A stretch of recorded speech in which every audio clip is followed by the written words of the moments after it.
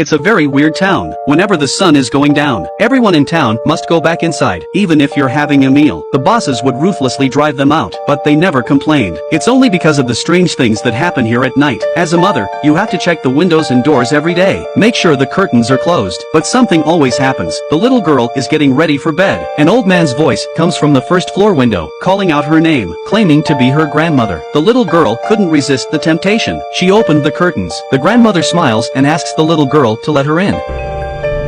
I missed you so much. The mother walked upstairs. She found her daughter chatting with the devil. Before she could stop her, the window was opened. Mother and child met a tragic end. The next day, the house was filled with the townspeople. A man approached. Curious, he asked why he was watching outside his house. The sheriff came out of the house in a rage, slapped the man across the face. You got kids?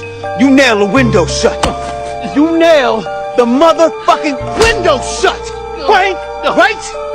Frank didn't understand what was happening. He was dragged inside the house by the sheriff by force. He saw his wife and daughters, and then he realizes, just because he was drunk, a night in a bar, a happy family was now destroyed. The sheriff wanted to shoot the bastard dead, but then he resisted. He decided to close the tin box as a warning to other residents. The tin box was more horrible than the shooting. It was like hell on earth. No one who came in got out alive. A family of 4 came out on a trip, but they came across several roadblocks, and little did they know that bad luck was coming with them. Suddenly crows swirled in the sky. The cries were terrifying. They hurried back to the caravan. On their return voyage into the town, they came across a group of people holding a commercial event. The villagers looked at the uninvited guests with astonishment. Jim defied his wife's advice. He went up to them and asked, but no one paid any attention to him. Only the sheriff came up to him. He told him to follow the main road. The sheriff knew they would never get out of town, and yet he told him to go on. Jim's wife had a growing sense that this was a strange place.